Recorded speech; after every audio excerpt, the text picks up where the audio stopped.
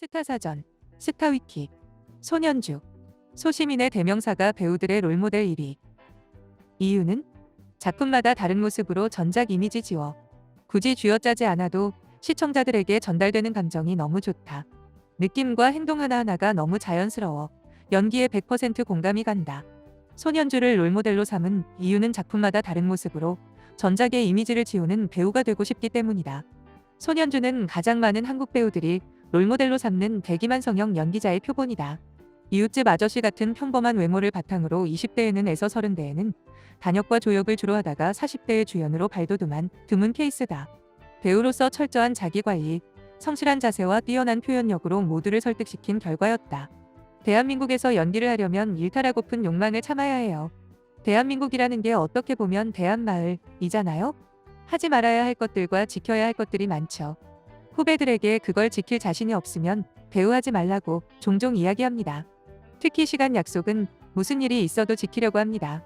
촬영 때 제 자신과 후배들에게 약속은 신뢰라고 거듭 당부합니다.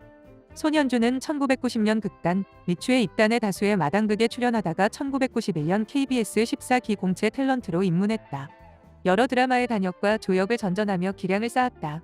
그는 당시 존재감이 없어 현장에서 야, 어이로 불렸다고 회고한다. 배역이 갑자기 바뀌거나 중도 하차하기 일쑤였다. 그는 묵묵히 견뎠다.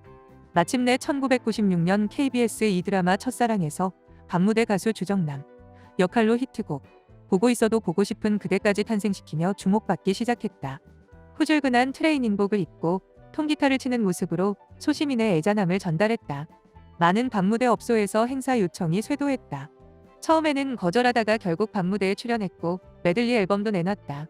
방송가에서 주정남과 비슷한 캐릭터를 맡아달라는 요청이 쇄도해 이미지가 고정될까 잠시 외도를 한 것이다. 이후 그는 드라마 장밋빛 인생에서 불륜으로 온갖 욕을 먹으면서도 아픈 아내 최진실을 웃게 해주겠다고 내복바람으로 춤추던 반성문, 조강지처클럽에서 가족을 위해 모든 것을 희생하지만 아내가 바람나는 기러기, 아빠 기럭 등 수많은 작품에서 가장 보통의 존재를 살갑게 연기하며 우리 시대 소시민들을 위로해왔다. 2017년 영화 보통사람에서는 아픈 아들과 말 못하는 아내를 둔 강력계 형사 성진을 맡아 1980년 정치 사회적 격동기의 연쇄살인 사건에 휩쓸리며 삶이 송두리째 흔들리는 모습을 보여줬다. 영화는 손현주의 이미지를 바탕으로 당초 공작이란 제목을 보통사람으로 바꿨다. 그는 이 배역으로 모스크바 국제영화제에서 나무주연상을 받았다. 손현주는 2012년 SBS 드라마 추적자가 빅히트한 후 스릴러 전문배우라는 수식어도 얻었다. 손현주는 딸을 잃은 아버지의 비통한 심정을 잘 표현한 덕분에 SBS 연기대상을 받았다.